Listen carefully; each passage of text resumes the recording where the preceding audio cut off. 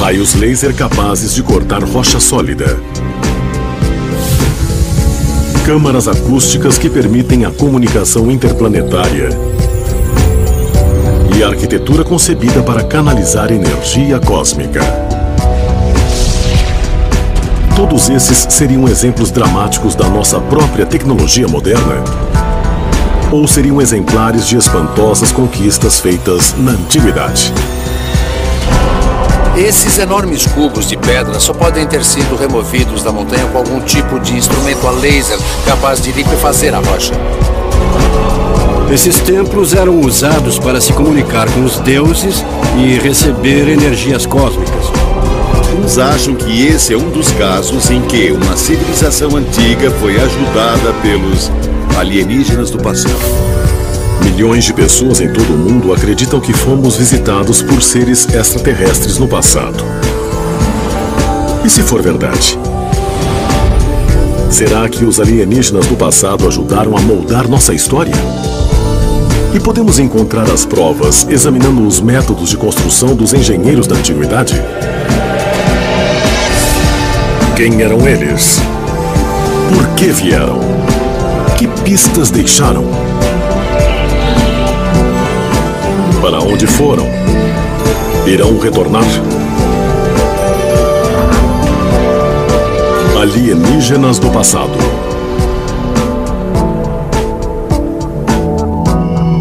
Engenheiros da antiguidade.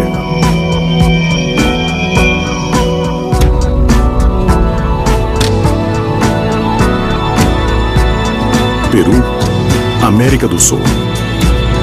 Na Cordilheira dos Andes, 2.800 metros acima do nível do mar, numa região que o povo inca chamava de Vale Sagrado, encontram-se as ruínas da antiga cidade de Ollantaytambo. Os historiadores afirmam que exerceu a dupla função de templo e fortaleza, e que foi construída em torno de 1440 d.C. pelo imperador inca Pachacuti. Mas para alguns estudiosos, Ollantaytambo foi erguida sobre as ruínas de uma cidade muito mais antiga, cujas origens permanecem desconhecidas. O portão atrás de mim é chamado de Portão dos Deuses e foi construído vários milhares de anos antes que os incas chegassem aqui.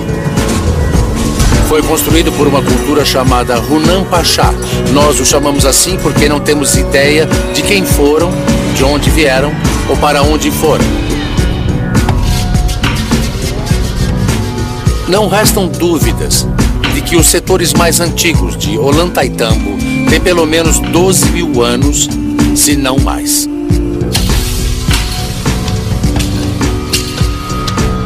Através das minhas pesquisas, pude determinar que foi construída pela civilização Arak. O povo Arak é tão antigo que seria o equivalente a Adão ou aos primeiros humanos.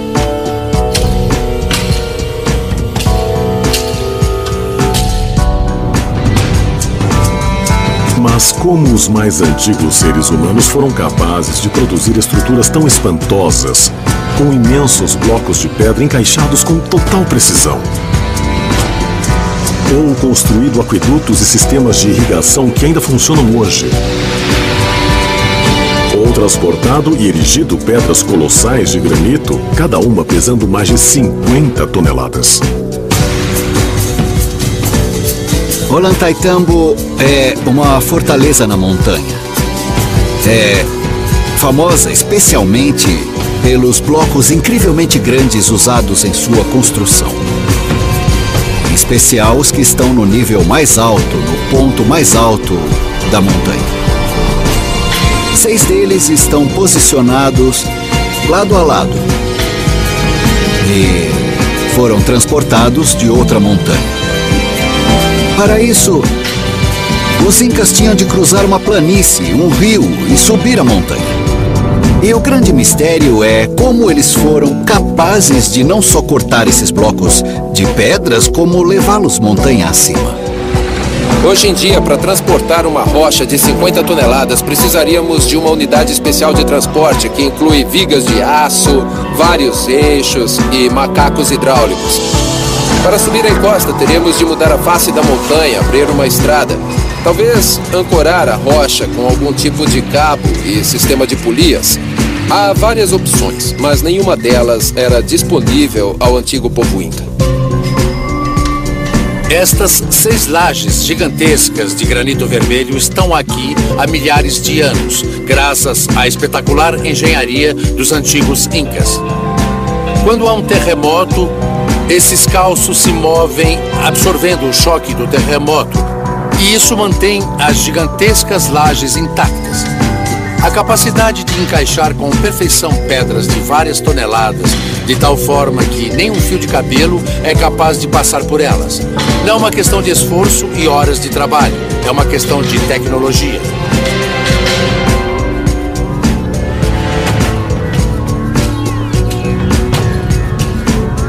Segundo eminentes arqueólogos, esse granito denso foi cortado e moldado com ferramentas de pedra e bronze.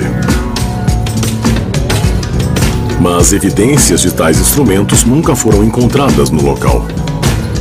Mais estranho ainda é como as colossais rochas foram estreitamente ligadas, como se unidas por uma forma desconhecida de energia.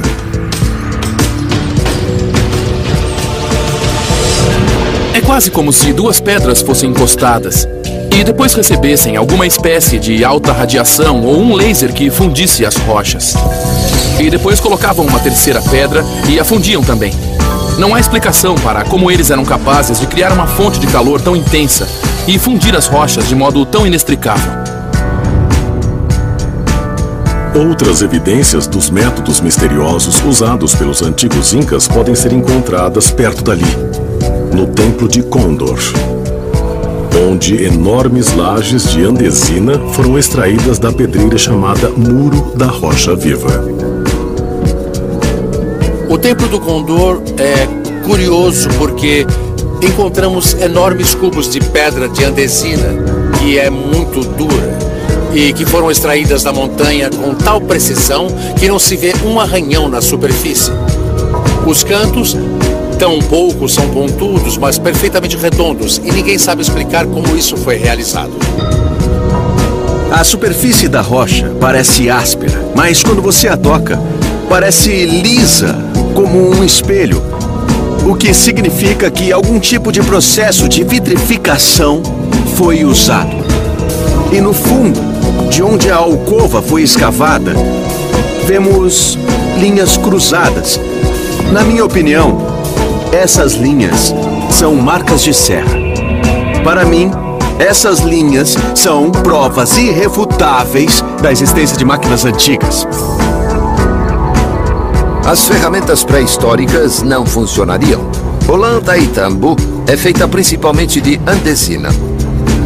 Para cortar andesina, é preciso algo mais duro que a andesina. Um diamante funcionaria. Mas não havia nenhuma ferramenta na época capaz de cortar essas rochas. Então deve ter sido uma ferramenta extraterrestre. Será que os construtores de Ollantaytambo realmente usaram ferramentas adquiridas de fontes extraterrestres, como defendem alguns teóricos? Talvez encontremos pistas ao examinar os antigos mitos andinos relativos à criação do universo. Neles, os ancestrais ou fundadores são descritos como sendo irmão e irmã e chamados de filhos do Sol. Enviados pelo Deus Sol, esses misteriosos seres chegaram à Terra com algo chamado de cunha dourada.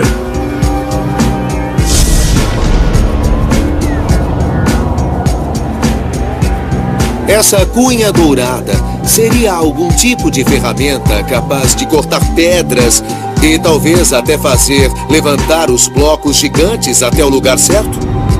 Se a cunha dourada usada pelos filhos do Sol realmente era algum tipo de aparelho avançado para cortar ou levantar rochas, eles provavelmente a receberam de extraterrestres.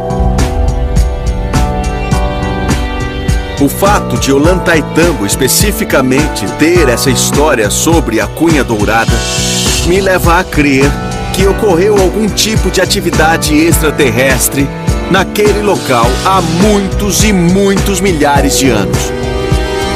e que algum tipo de sofisticada tecnologia extraterrestre foi usada para realizar alguns dos incríveis feitos de engenharia que podemos ver em Ollantaytambo hoje. O que não se pode explicar é como transportaram pedras de 50 toneladas montanha acima para criar os muros da fortaleza. Só isso em si exige mais que guindastes, mais que elevadores, mais que andaimes. Exige algo como um aparelho antigravitacional ou um raro trator para erguer pedras tão pesadas até aquela altura. Por tal razão, alguns acham que esse é um dos casos em que uma civilização antiga foi ajudada por alienígenas do passado.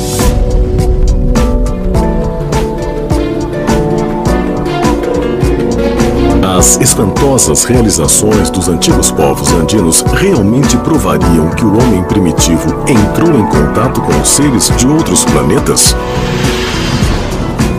Em caso afirmativo, não deveriam existir outras evidências? Alguns acreditam que outros indícios estão escondidos entre as ruínas de uma metrópole mesoamericana. México Central. A 56 quilômetros da cidade do México, num platô na montanha, situa-se o enorme sítio arqueológico da antiga cidade de Teotihuacan.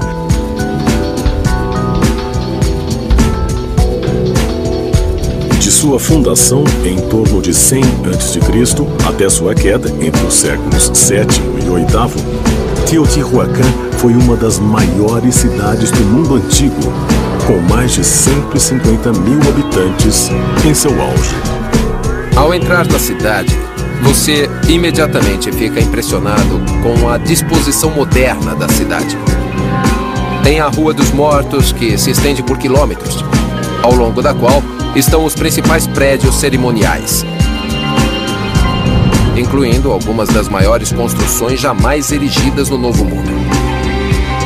Segundo estudiosos, o traçado moderno de Teotihuacan sugere que seus construtores dominavam não só a arquitetura, como tinham conhecimentos complexos de matemática e astronomia.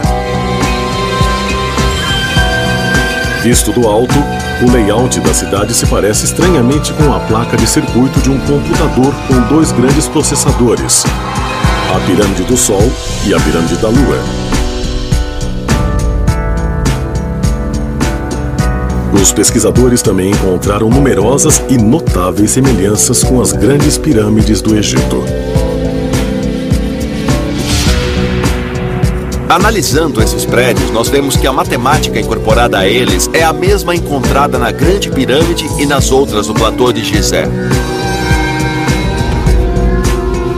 A Grande Pirâmide de Khufu, em Gizé, e a Pirâmide do Sol, em Teotihuacan, aparentemente têm a mesma medida, quase 70 metros quadrados.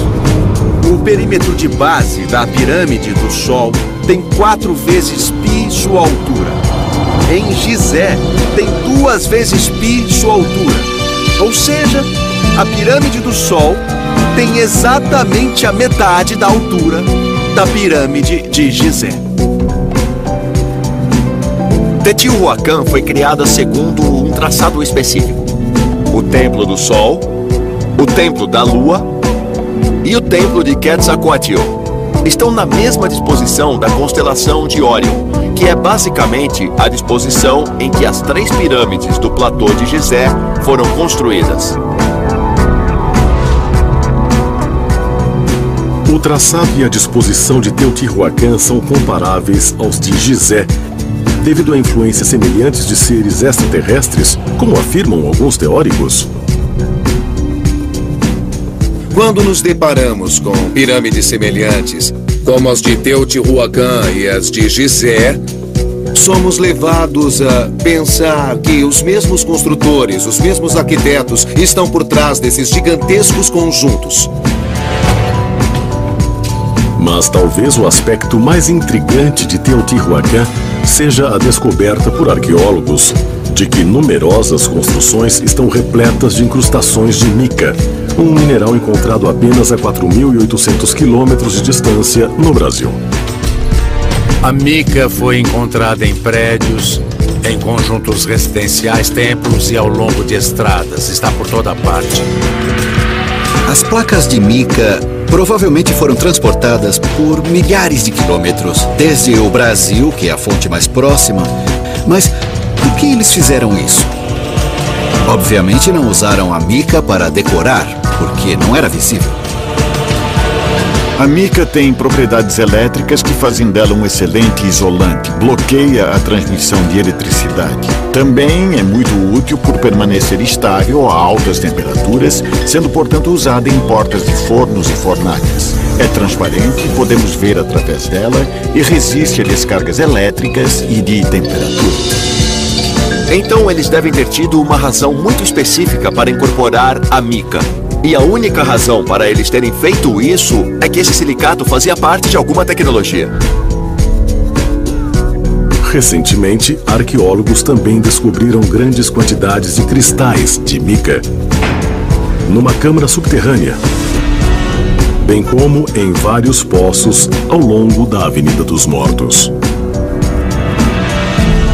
Existe um poço subterrâneo que vai da câmara de mica em direção à pirâmide do Sol. Agora, é possível que essa câmara de mica contivesse algum dispositivo de produção de energia? Um tipo de usina de energia que alimentasse algumas das outras pirâmides? Sim, é possível.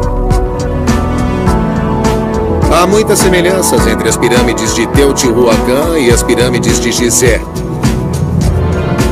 Ambas têm câmaras internas.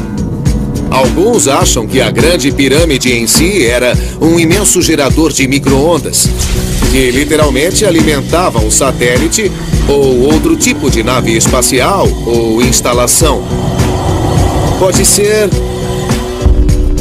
que o mesmo tenha acontecido aqui em Teotihuacan.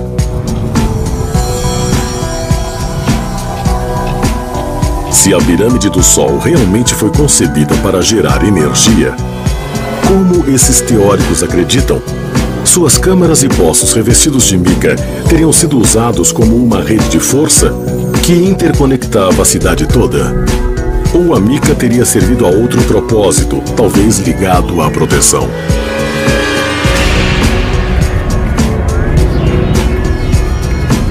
A NASA usa a mica para desviar o calor em várias de suas naves, como um ônibus espacial. Na reentrada, a base do ônibus espacial está revestida de mica, que é perfeita para desviar grandes quantidades de calor. A mica encontrada em Teotihuacan também pode ter sido usada para proteger os povos antigos, talvez da explosão do lançamento de um foguete ou mesmo da radiação de algum tipo de nave espacial.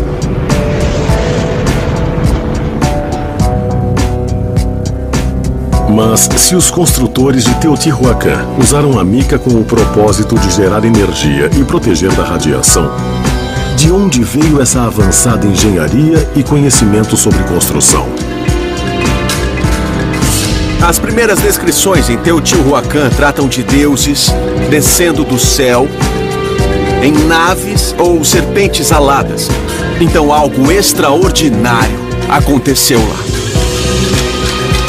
Acredita-se que Teotihuacan, como as pirâmides do Egito, tenham sido construídas por deuses. E os deuses subiram para o céu em naves que hoje podemos identificar como foguetes. Os construtores certamente aprenderam os segredos com os próprios deuses. Há uma semelhança interessante entre vários sítios antigos, relatos de deuses subindo e descendo do céu. É muito possível que esses sítios fossem usados como bases de aterrissagem. Então é possível que o conhecimento para construir Teotihuacan tenha vindo de extraterrestres. As antigas lendas sobre alienígenas e outras estranhas criaturas seriam uma prova de que extraterrestres de fato influenciaram os incríveis feitos arquitetônicos de Teotihuacan? Talvez possamos encontrar mais pistas do outro lado do planeta, talhadas nas paredes de antigos templos indianos. República da Índia. No subcontinente da Ásia do Sul, na região sul do país, estão situadas as ruínas de um vasto conjunto de templos conhecido como Vijayanagara, ou Cidade da Vitória. No passado, o local foi a próspera capital do maior e mais poderoso reino de toda a Índia. Vijayanagara teria sido construída no século XIV d.C. No entanto, muitas evidências indicam que a cidade é bem mais antiga. De fato, lendas hindus contam que o antigo rei Rama se encontrou com o deus macaco Hanuman numa caverna em Vijayanagara. E isso faria a cidade remontar a milhares e milhares de anos.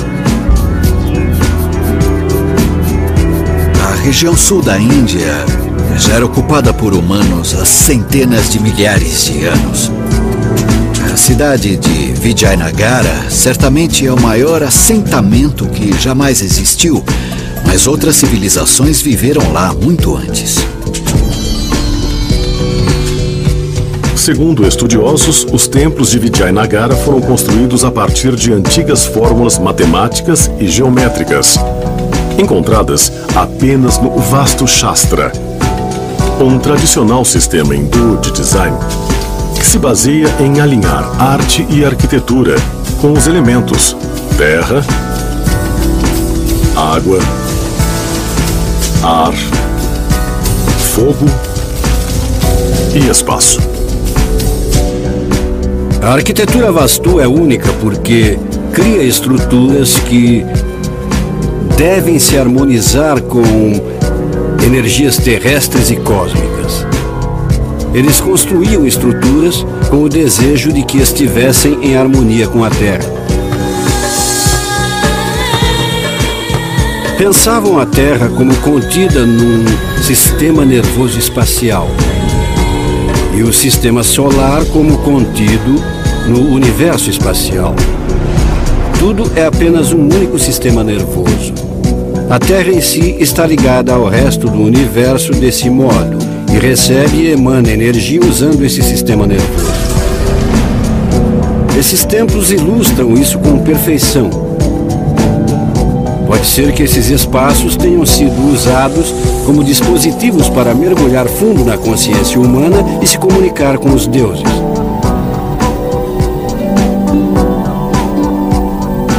As origens da arquitetura Vastu podem ser encontradas na literatura Sangan e ligadas a um herói mítico chamado Mamuni Mayan, que viveu de 10 a 12 mil anos atrás. Mas quem foi essa misteriosa figura da antiguidade? Segundo crenças hindus, Mamuni Mayan é reverenciado como Visvakarman, o Senhor da Criação, a divindade que planejou e criou a estrutura divina do universo. Mas esse Deus teria mesmo sido uma entidade extraterrestre, como acreditam alguns teóricos? Pesquisadores encontraram pistas talhadas em pedra em todos os templos Vastu de Vijayanagara. Vijayanagara teria uma cidade que ligava os homens aos deuses. Os próprios deuses teriam vivido nesta cidade. Shiva e Rama também. Muitas das estranhas estátuas representariam certos aspectos de Vishnu. E ele parece um estranho deus extraterrestre. São estátuas que estão até hoje em Vijayanagara. Segundo mitos e lendas, trata-se de um lugar muito sagrado por causa de Rama, uma das encarnações de Vishnu. Rama é um deus e esteve neste lugar, por isso o lugar se tornou sagrado. Outras evidências da natureza dos deuses hindus podem ser encontradas em antigas escrituras. poemas épicos como o Mahabharata e o Ramayana e textos sagrados da literatura védica contêm múltiplas referências a objetos voadores de várias formas e tamanhos. A antiga literatura védica diz que eles tinham vimanas, que eram naves antigravidade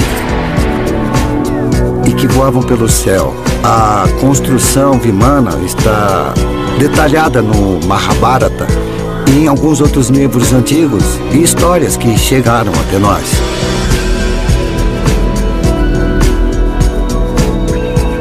Em Vijayanagara encontramos a tradicional arquitetura Vastu. Portanto, nós vemos templos de pedra cuja forma é cônica. Então, a arquitetura em si era um tipo de cópia das naves espaciais ou foguetes, que eles chamavam de vimanas. Em Vijayanagara, eles usaram a tecnologia Vastu. Essa tecnologia foi usada para construir naves voadoras. Essa tecnologia possibilitou a criação de armas e talvez até de uma energia capaz de alimentar uma espaçonave.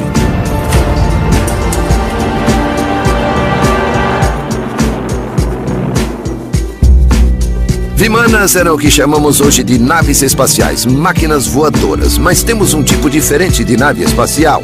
Um foguete russo não se parece com um foguete americano e assim por diante. Então, na Índia Antiga, há diferentes descrições de vimanas, com asas, todo tipo de luzes, etc. E os chamados deuses vieram nessas naves. O povo do sul da Índia teria mesmo aprendido técnicas avançadas de construção com o fim de canalizar energia cósmica. E nesse caso, isso teria sido feito para que o homem pudesse se conectar com mundos distantes, como acreditam certos teóricos? Vijayanagara teria sido uma das muitas cidades em todo o planeta construídas pelos deuses extraterrestres. Era parte de uma rede de cidades antigas em todo o planeta, que incluía cidades megalíticas na América do Sul, em ilhas do Pacífico, na Índia, no Egito e na África, e em regiões do Oriente Médio. Foi uma das cidades especiais que eles construíram milhares de anos atrás. Os antigos realmente incorporaram a sabedoria e o conhecimento de viajantes cósmicos à arquitetura de suas monumentais construções?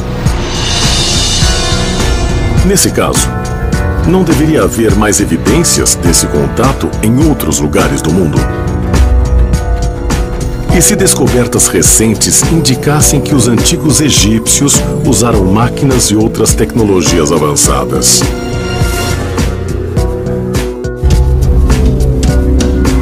Luxor, Egito. Ao longo da margem leste do rio Nilo, encontram-se os restos arqueológicos do vasto templo de Karnak, construído no século 32 a.C. Com suas numerosas estruturas que incluem grandes pátios, obeliscos e uma avenida de esfinges, Karnak reúne as realizações de várias gerações de construtores egípcios.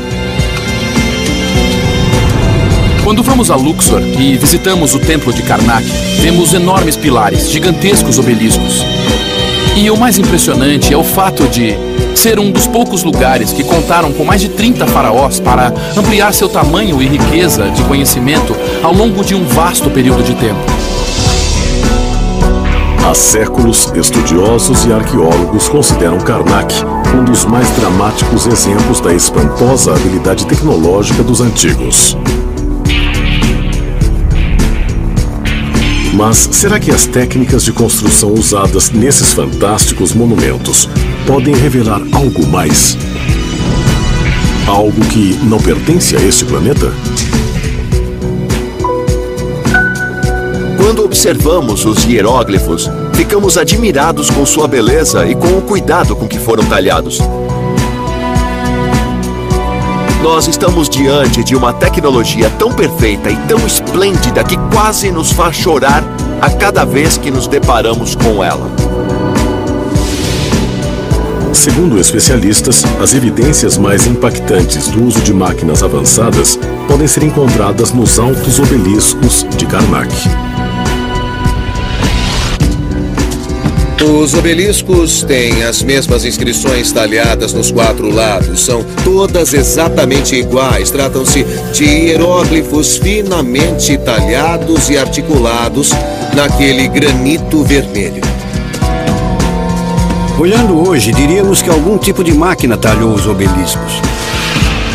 Por exemplo, havia furos de apenas 3,5 milímetros de largura e 38 milímetros de profundidade. Olhando dentro, vemos que o fundo foi feito por uma ferramenta rotatória. Então era uma ferramenta que furava, saía, baixava, furava, saía. O homem, por melhor que seja, não é capaz disso. As marcas da ferramenta, a precisão, a profundidade, os sinais de rotação deixados não foram feitos à mão. Alguns são tão precisos que só máquinas teriam sido capazes de fazê-los. As ferramentas que vemos e que os egípcios supostamente teriam usado não poderiam de modo algum ter produzido aqueles resultados. Para muitos estudiosos, a aparente precisão empregada na construção dos obeliscos de Karnak sugere um conhecimento técnico moderno.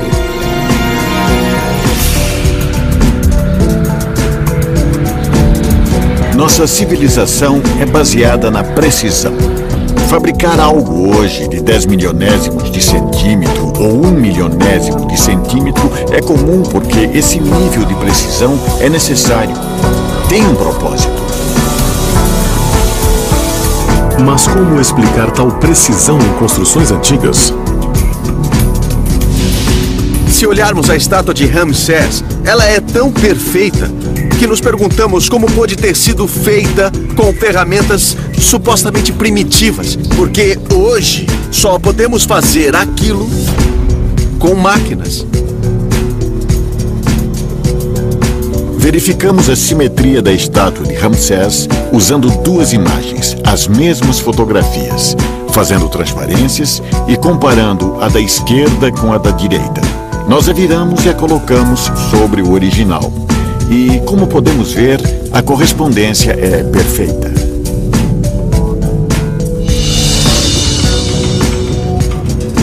Os antigos egípcios talhavam o granito com muita habilidade. Eu não entendo como eles podem ter criado o que criaram com as ferramentas que a maioria acredita que os egípcios usaram nessas construções, como cinzéis de cobre ou de pedra, martelos de madeira ou bolas de pedra. Mas se, como muitos historiadores e arqueólogos acreditam, os antigos egípcios não possuíam o equivalente a ferramentas modernas, como esses monumentos foram construídos com tal precisão matemática? Talvez encontremos a resposta comparando uma escultura antiga com outra feita com métodos mais modernos. Podemos comparar o modelo de alumínio feito à máquina de sulcos que a percorrem com os sulcos que cobrem o rosto da estátua de Karnak no Egito. E também as marcas de ferramentas que vemos acima da sobrancelha que fizeram bem aqui. Isso nos mostra a forma das ferramentas que eles usaram. Então, os elementos que ligam esta máquina à estátua antiga incluem não só a simetria, mas também a geometria, a precisão e as marcas de ferramentas. E temos esses 3 elementos em estátuas modernas e estátuas antigas. É algo incrivelmente difícil de fazer à mão, sem alguma assistência mecânica. Para mim, parece uma coisa impossível. Se as marcas de ferramentas encontradas na estátua de Ramsés parecem idênticas às marcas feitas por métodos modernos, isso não provaria que os antigos egípcios tiveram acesso a máquinas e talvez até a eletricidade? Eles supostamente não tinham ferramentas elétricas e tampouco serras de diamante. No entanto, tudo o que fizeram exige trabalho de precisão, ferramentas de precisão. Então, onde as conseguiram? Como puderam contar com ferramentas mecânicas avançadas que nossa civilização adquiriu apenas recentemente? Uma resposta é que eles as conseguiram com antigos alienígenas. Os antigos egípcios teriam tido acesso a conhecimento e tecnologia extraterrestres? Ou esses primitivos construtores teriam sido eles mesmos alienígenas? Segundo alguns teóricos, a resposta é sim. E como prova, eles apontam para uma pequena ilha no meio do mar Mediterrâneo. Malta. Uma pequena ilha no centro do mar Mediterrâneo, ao sul da Itália. Segundo estudiosos, seus primeiros habitantes vieram de uma ilha próxima, a Sicília, em 5200 a.C. Hoje, os arqueólogos incluem as estruturas de pedra da ilha maltesa de Gozo entre os maiores feitos da antiguidade.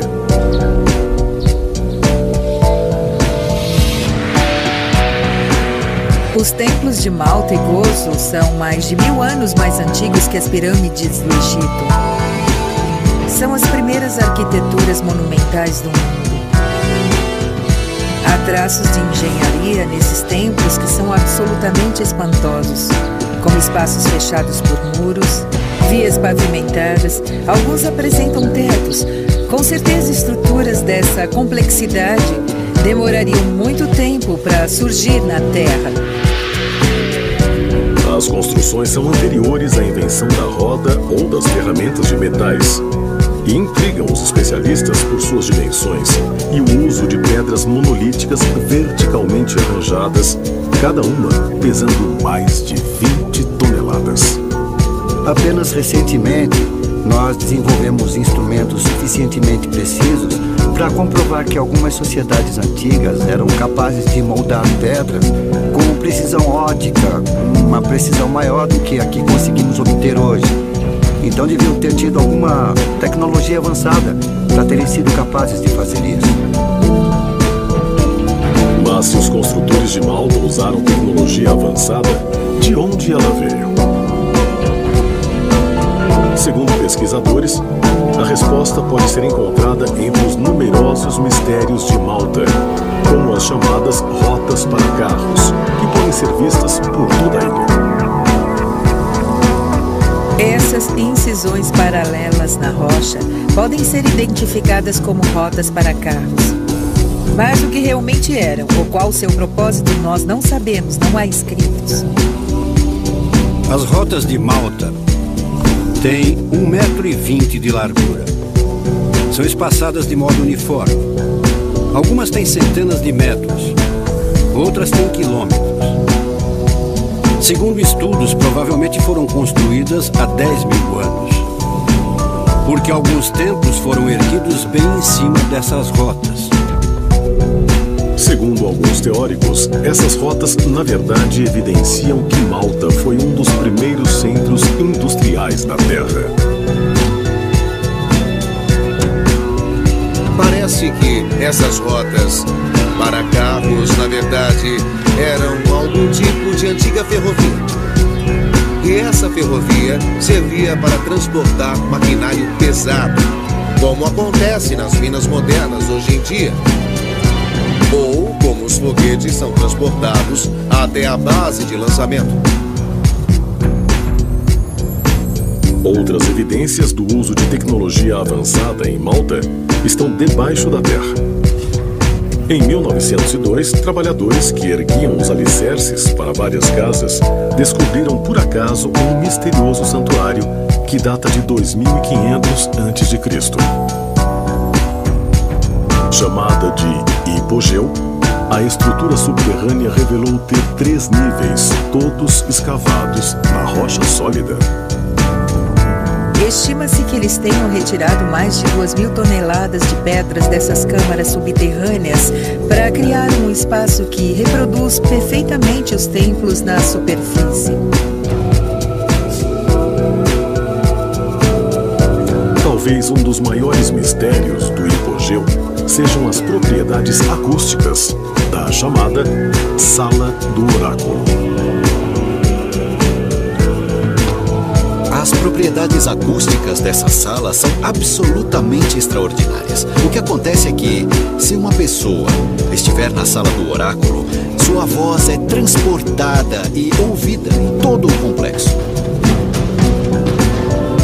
Os antigos usaram essa tecnologia sonora para entrarem no estado de transe profundo, com o fim de alcançar um grau mais elevado de consciência. Eles queriam mergulhar dentro de si mesmos para se conectarem com a energia cósmica.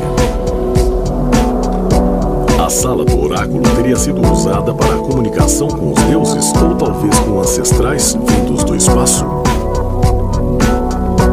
Ou sua avançada acústica sugere que o antigo povo maltês dominava a ciência da manipulação sônica. Ou seja, a capacidade de manipular matéria sólida através de frequências de áudio. Uma das minhas principais conclusões é que eles usavam algo chamado ressonância fractal não linear. E agora, os cientistas da área da ciência da matéria estão descobrindo que ressonâncias não lineares de ondas de som, micro-ondas, ondas magnéticas, são de fato capazes de transformar a matéria de um modo que nunca pensamos ser possível. Se a sala do oráculo era usada para canalizar a energia de ondas de áudio, como muitos teóricos acreditam, construtores pré-históricos teriam usado tecnologia sonora na construção dos colossais templos de Malta? Os construtores tinham um conhecimento avançado de tecnologia sônica. De fato, tecnologia sonora pode ter vários tipos de aplicação, inclusive levitação e antigravidade. No mundo todo há mitos e lendas que narram como grandes estruturas foram realizadas.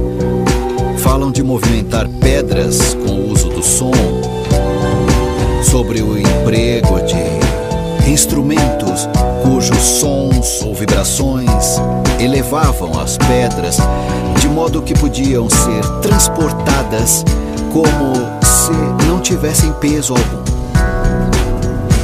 Parece que os construtores de Malta tinham conhecimentos muito avançados que estamos descobrindo somente agora.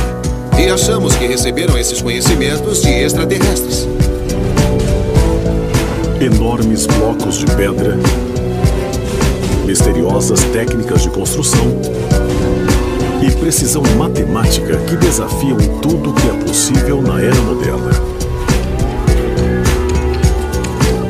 As ferramentas e a tecnologia empregadas na construção das mais magníficas estruturas do mundo antigo teriam vindo de galáxias distantes. Ou os próprios engenheiros eram, na verdade, extraterrestres? Talvez a resposta não esteja no espaço, mas em plena vista, em vários lugares do mundo. Uma resposta que sugere que os antigos construtores podem ter sido os arquitetos não do nosso passado, mas